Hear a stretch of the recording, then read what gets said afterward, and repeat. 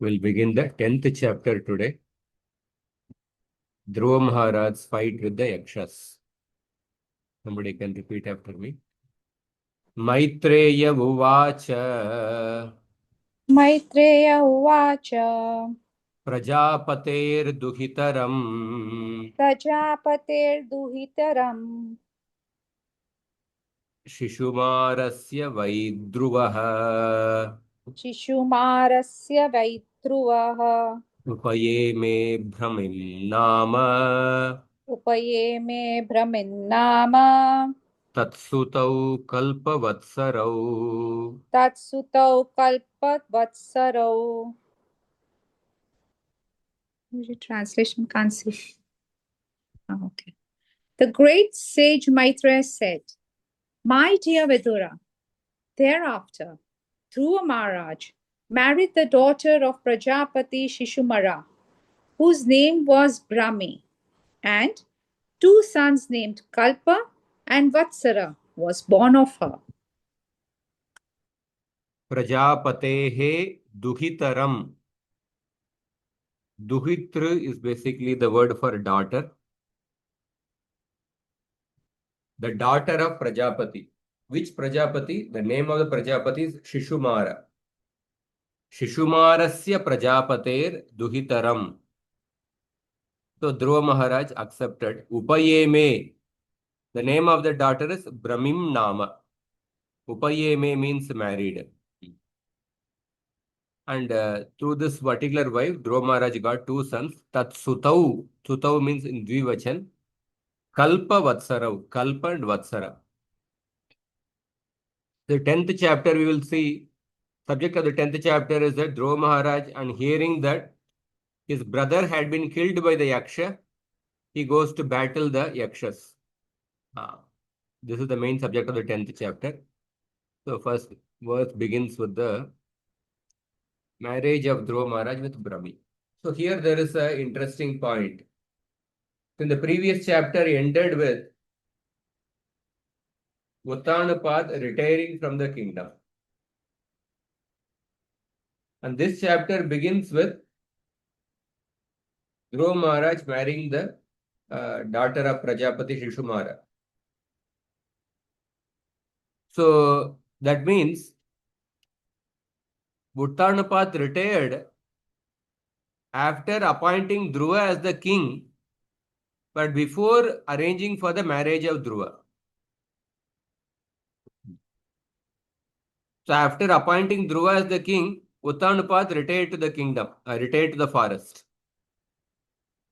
So it shows that Prabhupada is writing an important point, like especially when the father has a daughter, it's an important responsibility of the father to arrange for the marriage of the daughter. Prabhupada once said that Prabhupada was quoting Lilamrita. His mother once told, Prabhupada's mother told Prabhupada's father, if you don't arrange for the marriage of your daughter as soon as possible, then I will go and enter Ganga. Like that she told. Although the daughter was young. So that's how the arrangement of the marriage of the daughter is a very important responsibility.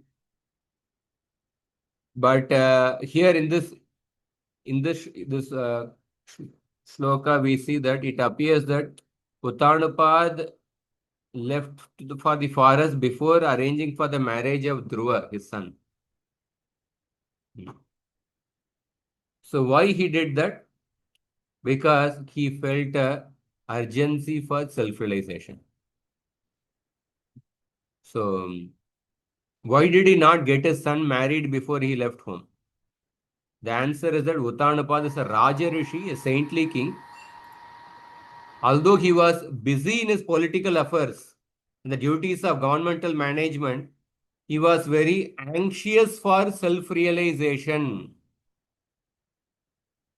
Therefore, as soon as his son Dhruva Maharaj was quite worthy to take charge of the government, he took that opportunity to leave home. Just like a son, just like Dhruva Maharaj went to the forest with the urgency to worship Vishnu, Utthanapada felt the urgency for his self-realization. So we see that these are rare instances from which we can see the importance of self-realization is above all other important work. Uttanapad knew very well that to get a son, Dhruva Maharaja was not married was not so important that it should take preference to his going away to the forest for self-realization. So Bhagavatam in every story, in every episode, Bhagavatam is reminding one particular thing consistently. Bhagavatam is reminding us again and again about giving priority for self-realization, giving priority for devotional service. This theme is being reminded in the Bhagavatam in every episode again and again, because the Bhagavatam's, what is the mood of the Bhagavatam? Adi Madhyavasaneshu Vairagyakyana Samyutam Harilila Katavrata Satanandita Satsuram. Bhagavatam in the beginning, middle, and end, it is only filled with stories which inspire detachment and Krishna Bhakti. So Prabhupada writes elsewhere in the 4th canto, 31st chapter, about the time of retirement, he says. Prachina Barishat, he retired to the forest before his sons Prachetas returned to the kingdom after completing their austerities. Prachina Barishat left to the forest before that. So Prabhupada says that as soon as the time is ripe, or as soon as one has developed urgency for Krishna consciousness, one should leave home even though all his duties may not be fulfilled. So the urgency for Krishna Seva, urgency for self-realization, that takes a higher priority than the other responsibilities. That is what is highlighted here. So Prabhupada says in the Bhagavad Gita, I think 3rd chapter purport, and Krishna speaks about Kama Yesha, Krodha Yesha, Rajo Guna Samudbhavaha, Mahashano Mahapapma, Vidyena Mihavairina. So the Kama is the perverted reflection of love for Krishna. When Prema deteriorates into Kama, it is very difficult to bring Kama to the natural position. So therefore, in the Vedic culture, training is emphasized right from the beginning. Kaumaram acharet prajno. Before the Kama enters one's mind, Vidya should enter one's mind. That is where the Brahmachari ashram starts. Brahmachari ashram starts at the age of 5, 6, 7, at those years. Before Kama enters, Vidya should enter. Just like when you talk about Dharma, only the Bhagavata Dharma, devotional service, is independent of time and place. Particularly chanting of the holy names is independent of any time and place. But even with respect to the chanting of the holy name, we are told to chant the holy names in the morning time. Right, the Brahma Muhurta time. Although chanting of the holy name is independent of the time, but on a practical level, we do find difficult to chant with concentration in the evening, night time. Just imagine, suppose you are to begin your first round. Out of 16 rounds, you are beginning your first round at night 9:30. How do you feel like that? night at 10 o'clock, you have 10 rounds left. 11:30, you are chanting. We all have experience of the quality of such chanting. So although chanting of the holy name is independent of the time, but we find it difficult to chant the holy names proper with attention and consciousness, but we chant in the late night. But the Varnashram Dharma is not independent of the time. Varnashram Dharma is dependent on the time. The optimum result for the Varnashram Dharma will be obtained when we perform in the time, in the right time. That's why Brahmachari Ashram, according to the Shastra, it starts at actually before Kama enters. That means like at the age of 7 years, 8 years, 11 years, like that. So when we postpone that Brahmachari training, like in the ISKCON, we have Brahmachari Ashram starting at 25. In 20s, people join 20s or sometimes in 30s also. So just like in our system itself, it starts late. It is like something like beginning your 16 rounds at 8:30, 9 o'clock. Grahastha Ashram. So when there is a late marriage, then there are certain inherent problems in fulfilling the purpose of the marriage, begetting children, many other adjusting with each other, like that. So therefore, apart from chanting of the holy names, Krishna Bhakti, everything else depends on appropriate time. If we postpone that time or prepone the time unnecessarily, both will lead to different challenges and difficulties. A system which encourages to give sannyas very early, that will have very inherent problems actually. A brahmachari ashram, a grahastha ashram which starts late, will have many inherent problems. So therefore, Prabhupada says in the Bhagavad Gita purport, Kaumaram Acharayat Pragyo, therefore the Shastras describe about giving training, the process of transforming Kama into Prema, the training should start at a very young age. So he says that when the Prema deteriorates into Kama, it is very difficult to return to the normal condition. Nonetheless, Krishna consciousness is so powerful that even a late beginner can become a lover of God by following the regulative principles of devotional service. And then he says, so from any stage of life or from the time of understanding the urgency of Krishna consciousness, one can begin regulating the senses in Krishna consciousness and turn the Kama into Prema. So what Prabhupada is emphasizing is that from the time of understanding the urgency of Krishna Bhakti. So one of the speciality of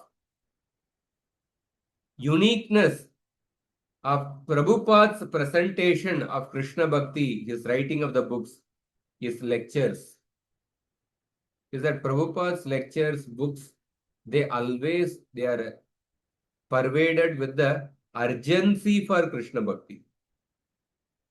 To give you the highest priority to Krishna Bhakti, urgency.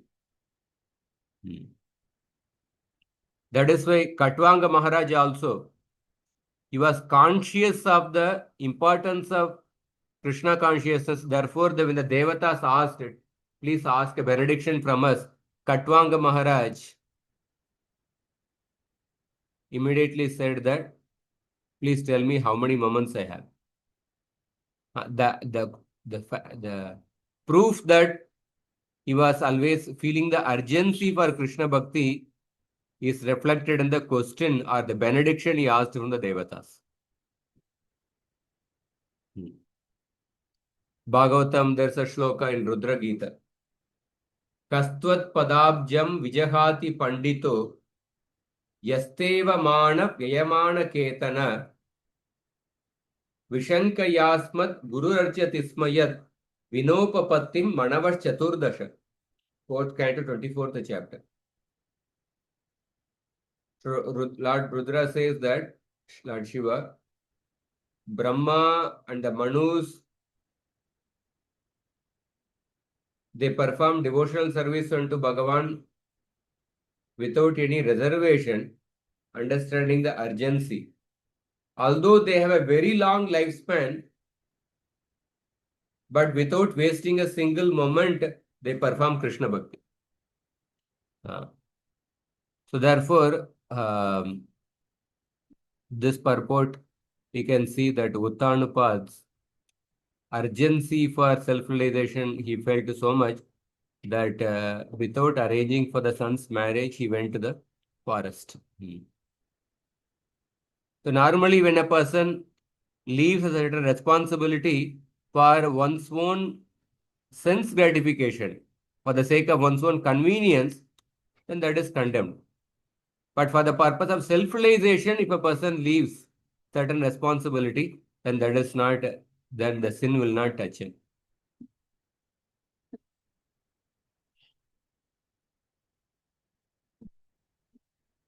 So,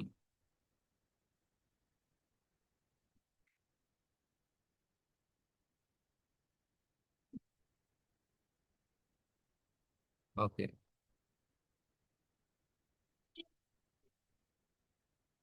The next shloka.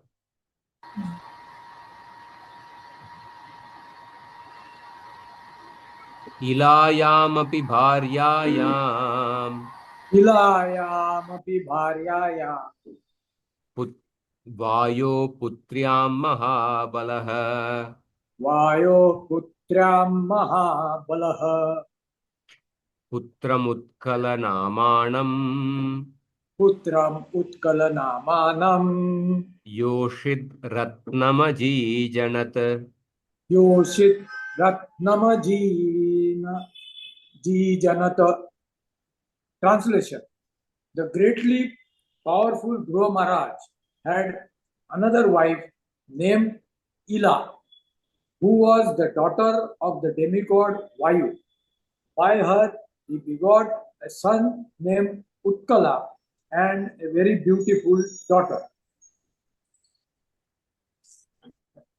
So, Dhruva Maharaj had another wife. Her name is Ila. She is Vayu Putriam, daughter of Vayudev. Vayoho Putriam. And from that he begot a son called as Utkala, who was Mahabala. Was very powerful.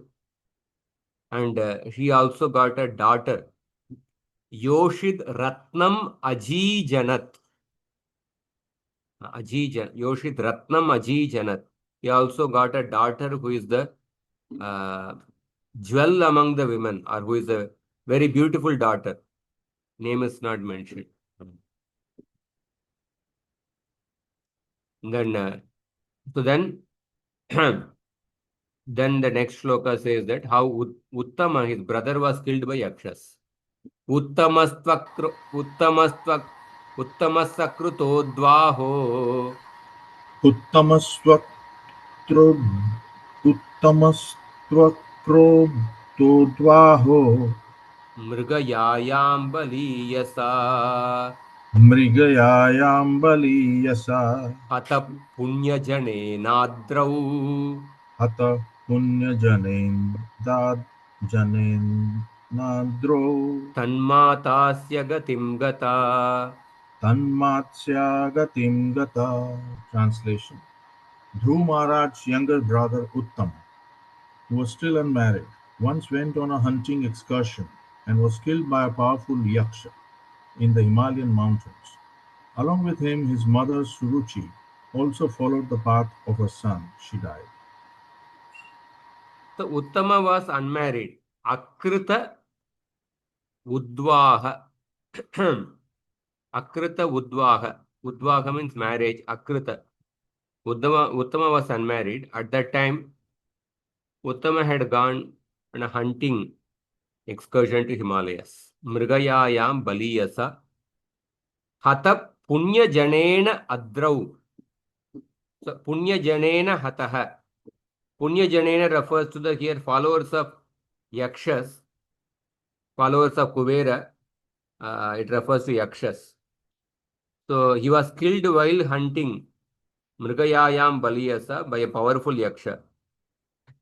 Tan matasya gatim gata. So Uttama's mother Suruchi also followed the path of her son. It was also predicted by Lord Vishnu to Dhruva when he gave benedictions actually.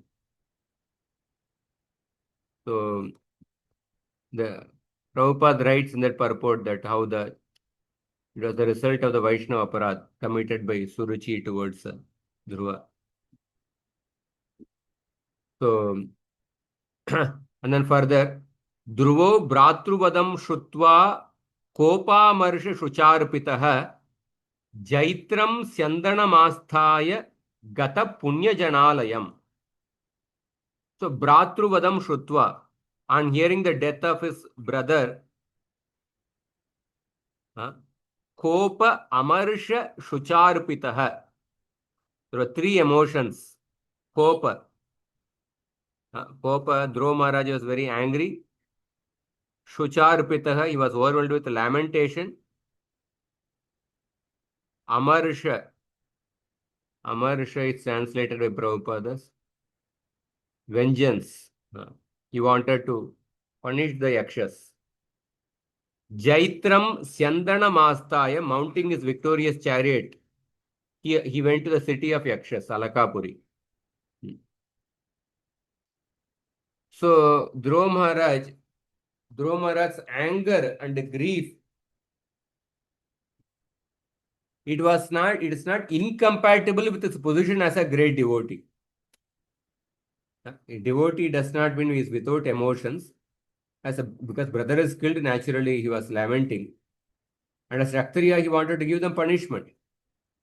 So it is a misunderstanding that a devotee should not be angry, envious, or overwhelmed by lamentation. Dhruva Maharaj was the king, and when his brother was unceremoniously killed, it was his duty to take revenge against the yakshas from the Himalayas.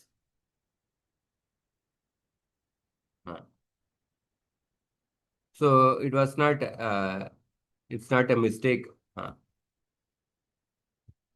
We see that lamentation, and Krishna is telling to Arjuna, don't lament, ashochan anvashochastum prajna vadam cha bhashase. One of the consistent theme in the Bhagavad Gita is that do not lament. At the end also Krishna says, ma shuchaha, do not lament. But Arjuna, after hearing the Gita, he lamented on the death of Abhimanyu. How do we understand? So one Acharya explains nicely. One may question why the remorse for the loss of loved ones is not deemed appropriate. But such behavior is also seen in the great souls, like Arjuna lamented after Abhimanyu's death. So knowledgeable persons know that the departed souls have merely gone elsewhere, as they do even in the embodied life. Although great persons are seen to lament at times, but this is merely expression of their prarabdha karma exhausting itself, while they themselves know better and remain situated in knowledge of the nature of the self. So they externally lament, at the same time internally they are situated in the knowledge of Atma. So their prarabdha karma gets exhausted by their lamentation. So the prarabdha karma is getting exhausted without diminishing their greatness. So although the lamentation may be unavoidable even for the great souls, but the great souls, they are teaching us how to pass through the phase of lamentation or even elation without identifying with it. So when we witness the passing of our prarabdha karma, it could be good karma or bad karma, in the form of lamentation or in the form of great happiness. When we witness that without reacting to it, then at that time it is understood that we are making spiritual progress. So externally, when a devotee is going through the phase of lamentation or elation, but internally he is not reacting to it. So that is a sign that he is making spiritual progress. So Dhruva Maharaj, naturally he was lamenting and he wanted to express his anger towards the yaksha who killed his brother Uttama. Further, so Gatvodicim Disham Raja Rudranu Charasevitam Dadarsha Himavadronyam Purim Guhyaka Sankulam. Somebody can read translation.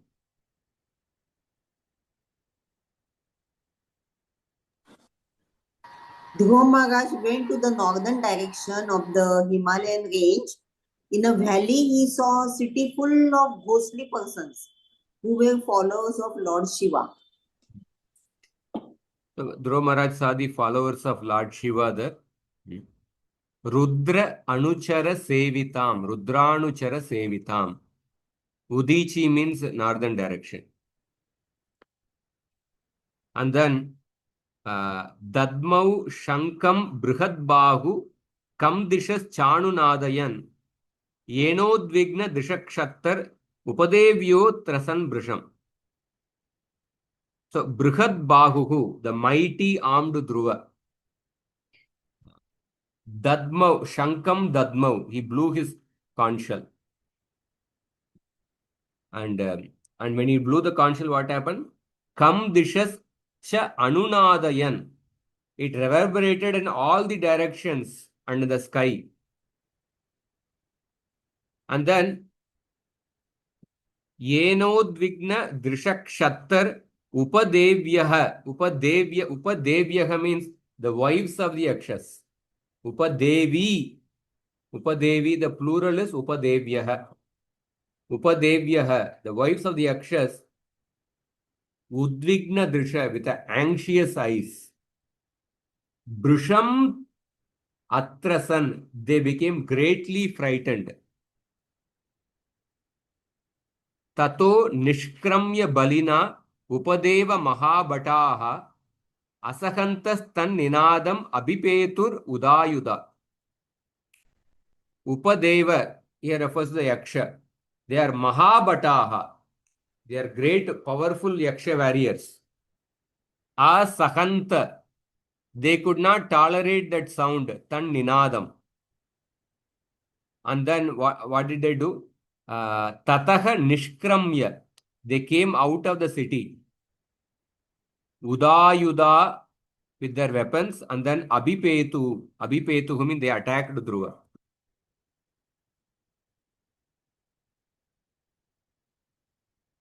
Abhipetu, yeah, attacked. And then further, Satan Apatato Veera Ugradhanva Maharatah Ekaikam Yugapat Sarvan Ahanbanais Tribistribihi. Veera refers to Dhruva, the courageous Dhruva, and who was a Ugradhanva and Maharata. Three words are used to describe Dhruva. Veera, Ugradhanva and Maharata. A courageous Dhruva, Ugradhanva means a fierce archer. Maharata, a great charioteer. When that Dhruva was Apatata, when he was attacked by the yakshas, then Yekaikam Yugapat Sarvan Yugapat. Dhruva Maharaj attacked all of them simultaneously. Yugapat means simultaneously. He attacked all of them simultaneously. Ahan Banais Tribis Tribihi. he discharged 3 arrows at each of the yakshas simultaneously. That means you can imagine how fast Dhruva Maharaj must have shot the arrows, discharged the arrows. So it appears that there was nobody along with Dhruva Maharaj. He was fighting alone also. Tevai lalata lagnaistair yishubis sarva evahi matva nirastamatmanam ashamshan karma tasya tat. Lalata refers to forehead. Lalata lagnais ishubihi, shot in the forehead by the arrows. So matva nirastam atmanam, all the yakshas thought that they would be defeated. And then assumption, tasya karma assumption. But the yakshas, they praised Dhruva's action. They praised him in their minds. Assumption, they praised him in their minds. Bahuvachan.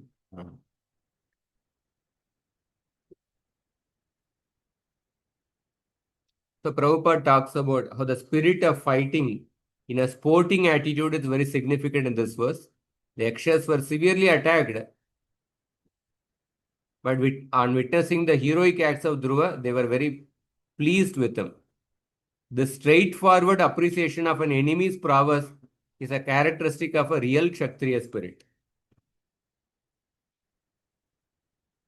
So, real Kshatriya spirit, when somebody surrenders, they would not attack. They would praise the opponent's even prowess also.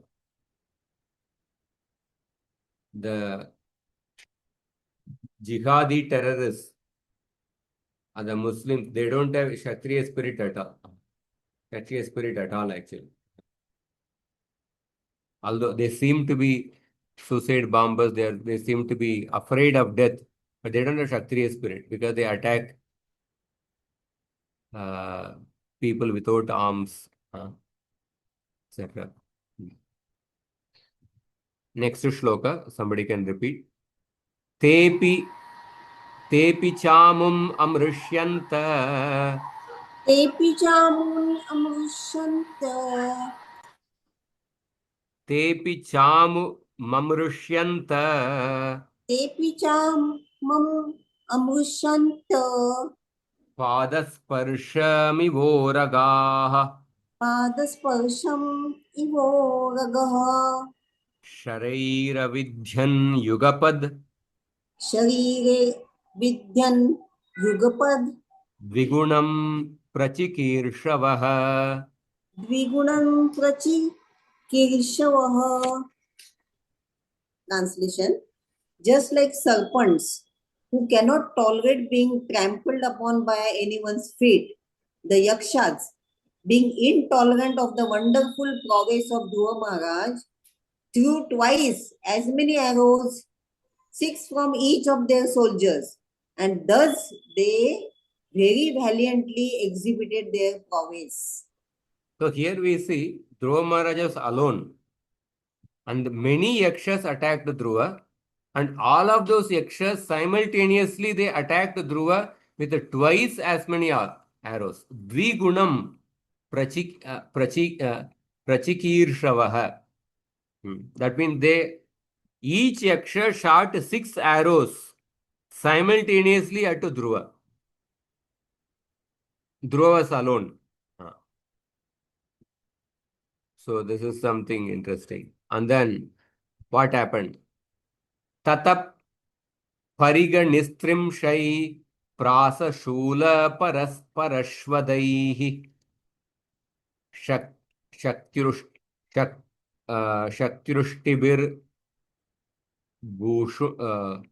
shaktrishtibir bhushundibis chitravajaisharairapi abhyavarsan prakupita saratam sahasaratim इच्छन्तस्तत् प्रतिकर्तुम् अयुतानां त्रयोदश.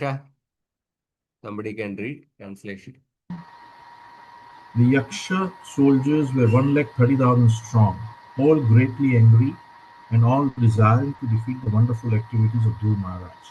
With full strength, they showered upon Maharaj Dhruva, along with his chariot and charioteer, various types of feathered arrows, parighas, iron bludgeons, mistrimsa, swords, prasasulas, tridents, parasavadas, lances, shaktis, pikes, ristis, spears, and bhusundi weapons. So here we see the count of the yakshas is described in the shlokas. Trayodasha ayutanam. Trayodasha is 13. Ayuta means 10,000. 13 multiplied by 10,000, that is 1,30,000. So all these yakshas were greatly angry. Prakupita and Ichantas tat pratikartum, desiring to defeat Dhruva, they showered him on Dhruva and a charioteer with various types of weapons. So we saw that means 1,30,000 people were simultaneously fighting with Dhruva. They shot 6 arrows, each of them shot 6 arrows at Dhruva and also many other weapons. Uttanupadi satada shastra varshena bhurina na evadrishya tachanna asarena yatagirihi. So there is an analogy given. That means we can imagine Dhruva Maharaj was covered by 1,30,000 multiplied by 6. That means how much? 7,80,000. That many arrows were shot at Dhruva simultaneously. 7,80,000. So, Uttanupadi, Dhruva Maharaj, when he was covered by those arrows, na eva adrishyata. Dhruva Maharaj could not be seen because Achanna, he was covered by Asarena, just like a mountain gets covered by a torrents of rain. At that time, the mountain cannot be seen. Similarly, Dhruva Maharaj is compared to a mountain, and these 6 arrows released by 1,30,000 yakshas, they are compared to the torrents of rain. So Dhruva Maharaj could not be seen. And then one more analogy is given. 14th shloka. Somebody can repeat. Here Prabhupada says that. So here this analogy is also significant. So although Dhruva Maharaj was covered by the incessant arrows of the enemy, it does not mean that he got defeated in the battle. Because the analogy is that when the mountain gets covered by torrents of rain, the mountain becomes completely cleansed. Mountain does not get destroyed. When a mountain is covered by incessant rain, all the dirty things are washed away from the body of the mountain. Similarly, the incessant shower of arrows from the enemy gave Dhruva Maharaj new vigor to defeat them. In other words, whatever incompetency he might have had was washed away by these arrows of Yaksha. He came out with even greater vigor. A devotee does not get defeated, whereas a devotee bounces back with a greater enthusiasm. 14 shloka. Hahakarastada tadaivasit Hahakarastadaivasit siddhanam divi pashyatam siddhanam divi pashyatam hatoyam manavas suryo hatoyam manavah suryo magna punya janarnave. magna punya janarnave. Translation. All the Siddhas from the higher planetary systems were observing the fight from the sky, and when they saw that Dhruva Maharaj had been covered by the incessant arrows of the enemy, they roared tumultuously. The grandson of Manu, dhruva, is now lost. They cried that Dhruva Maharaj was just like the sun and that now he had set within the ocean of the yakshas. Hahakara. They all actually made a sound. Many siddhas were watching this fight from the sky. They felt that Dhruva Maharaj has been defeated. They felt that Hatoyam, Manava Suryo, Hatoyam. Manava here refers to the Dhruva, who is the great grandson, who is the grandson of Swayambhu Manu. So he has been killed. The grandson of Manu, who is like the sun, has sunk in the ocean of the yakshas. Punya Janarnave Magnaha. Punya Jana refers to the yakshas. In the ocean of the yakshas, the grandson of Swayambhu Manu, that is Dhruva, has become drowned. So, here Vishwanath Chakravartipad says that just like the sun in the ocean, Dhruva Maharaj has disappeared in the ocean of the yakshas. The hidden meaning is that even in that condition, Dhruva could not be harmed because cannot be harmed by the setting in the ocean.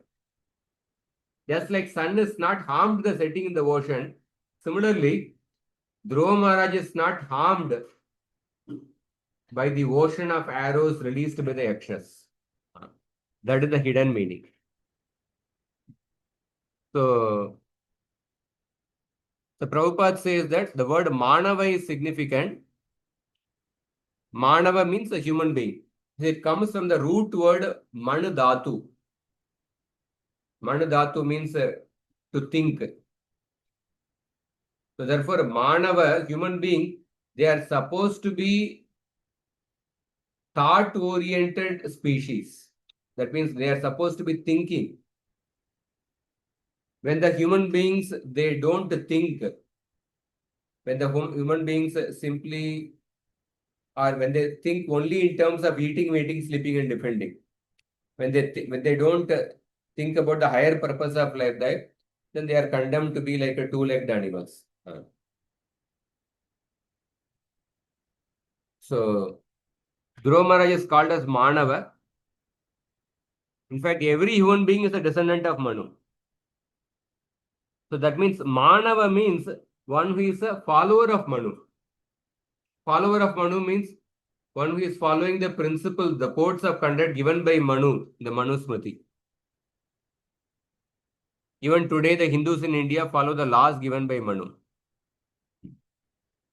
So every human being is a Manava, but Dhruva Maharaj is a very special Manava because he is a great devotee. So the residents of Siddhaloka, they were watching this battle and they became very anxious. So Rupa Goswami says that not only is a devotee well protected by the Supreme Lord, but all the demigods and even ordinary men are anxious for the security of a devotee. So therefore, even the people, the Siddhas, were anxious for the protection of the Dhruva Maharaj. And then he elaborates an analogy. When the sun sets in the horizon, it appears that the sun is drowning in the ocean, but actually the sun has no difficulty. So similarly, although Dhruva appeared to drown in the ocean of yakshas, he had no difficulty as the sun rises again in due course at the end of the night. So therefore, definitely, it is expected that Dhruva Maharaj would again rise back, he would bounce back, overcoming the difficulty. So there is a Dhruva, when Yamaraj speaks to the Yamadutas, 6th canto, 3rd chapter, the beautiful shloka. Yamaraj speaks about the Vishnudutas to the Yamadutas. Who are those 4 personalities who came and stopped the Yamadutas from taking Ajamal? After describing the Vishnudutas, Yamaraj says that this is 6.3.18. Bhutani Vishnu Surapujitani Durdarshalingani Mahadbhutani Rakshanti Tadbhakti Mataparebhyo Mattascha Martyanata Sarvatascha. So Yamaraj says that these Vishnu Dutas, the messengers of Vishnu, they are Sura Pujitani. They are worshipped even by the Devatas. Mahadbhutani, they have very beautiful bodily features. Durdarsha Lingani, they are very rare to be seen. And these Vishnu Dutas, Rakshanti, Tad Bhakti Mataha Rakshanti, they protect the devotees of Vishnu. They protect the devotees of Vishnu from their enemies, from myself, and from the natural disturbances. From the natural disturbances. So therefore, Prabhupada also gives a beautiful purport. The devotee is definitely assured of protection. Kaunteya pratijanihi name bhakta pranashyati. Although the world is, there is a danger at every step, but a devotee who surrendered to Krishna is assured of protection. The trust one must have. So Prabhupada, when he is writing that purport at that time, there was a third world war. There was a chances of a third world war. And Prabhupada also many times said that there will be third world war very soon. At that time, devotees anxiously asked. At that time there was a cold war between America and Russia. There was every possibility of a third world war. And Prabhupada mentioned a few times there will be very third world war. So Ravindra Prabhu wrote an article, a 3-part article which came in the Back to Garden magazine, called as Prabhupada's Prophecy. Prabhupada prophesied that there will be third world war, but the third world war did not come. Why it did not come? On that, Ravindra Prabhu wrote an article. So Prabhupada says that sometimes the members of the Krishna conscious society are afraid of the impending danger of the world and ask what would happen to them if a war should occur. But in all kinds of danger, they should be confident of their protection by the Vishnu Dutas, as confirmed in this shloka. So here also Vishwanath Chakravarti says that Dhruva Maharaj is like a sun. It's like a sun when it enters the ocean, the sun does not get lost, although it appears to get lost. Similarly, Dhruva Maharaj is not going to get defeated. Next shloka. Nadatsu yatu dhaneshu Nadatsu yatu dhaneshu jayakashishvato mridhe jayakashishvato mridhe udatishtat ratastasya udatisthat ratastasya niharadiva bhaskaraha. Nivaradiva Bhaskaraha. Translation.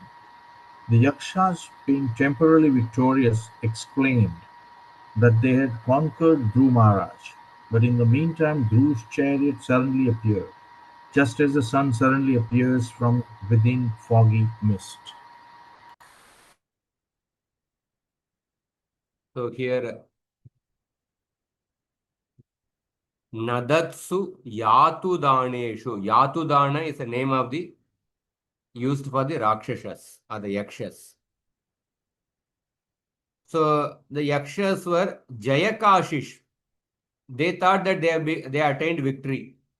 They were proclaiming their victory.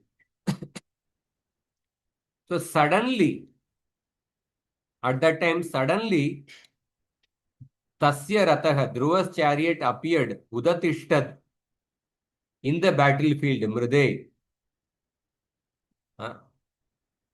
Niharadiva Bhaskaraha Nadatsu, just like the sun appearing through the mist. Dhruva's chariot suddenly appeared in the battlefield. So, Dhruva is compared to the sun, and the assembly of the yakshas is compared to the foggy mist. So, fog is insignificant in comparison with the sun. Although the sun is sometimes covered by the fog, it is only our eyes are covered by the fog, not that sun is covered by the fog.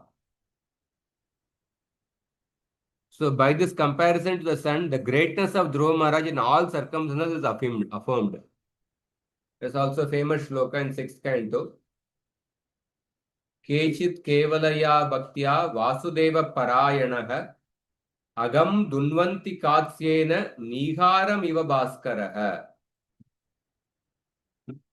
Some people who are completely surrendered to Lord Vasudeva, they perform pure devotional service. And by that pure devotional service, they completely vanquish all the sins along with the sinful desires and the avidya. Niharam iva bhaskaraka, just the first rays of the sun are sufficient to destroy the fog. Similarly, even the Abhasa Rupa Bhakti is sufficient to destroy the sins. Ajamil chanted the holy name in the Namabhasa by thinking of his son. But that Namabhasa chanting is sufficient to destroy all his sins and the sinful desires. So, there, Nigharam Iva Bhaskara, there in that shloka, the pure bhakti is compared to the sun. Just like the first rays of the sun is sufficient to destroy the fog. Similarly, so here in the shloka, Dhruva Maharaj is compared to the sun, a pure devotee is compared to the sun, the yakshas are compared to the foggy mist. Last shloka. Dhanur Vispurjayan Divyam.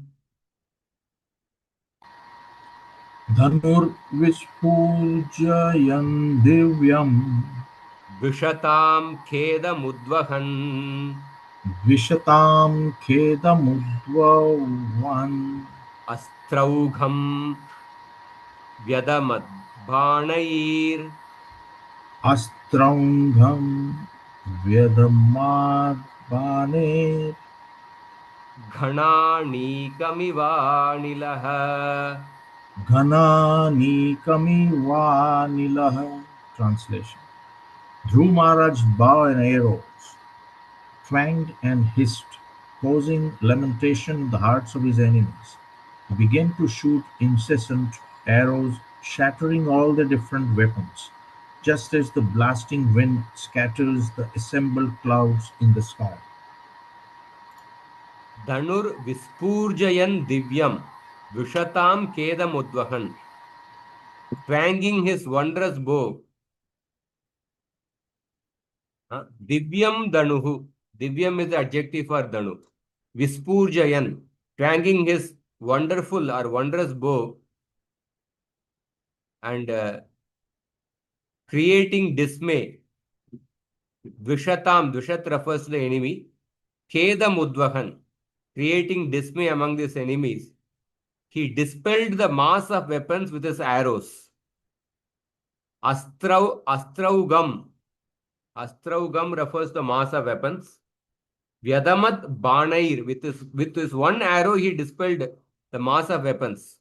Gananikam Ivanilaha. Just like the wind dispels the mass of clouds. The further description continues. Then later, how the yakshas will start using some magical illusory powers. We'll see that. The very beautiful shloka comes at the end of the chapter. We'll see that in the next week. Hare Krishna.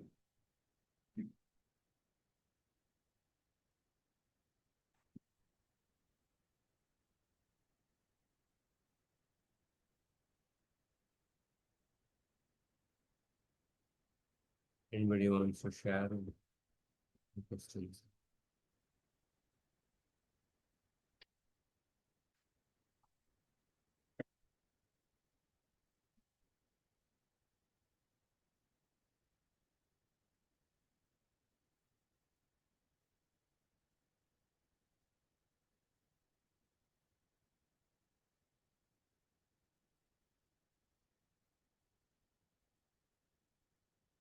joined here. Thank you very much for your attention. ग्रंथरा Shrimad Bhagavatam की जय, श्री प्रभुपाद की जय, गौर भक्तगण की जय। Thank you, Prabhuji.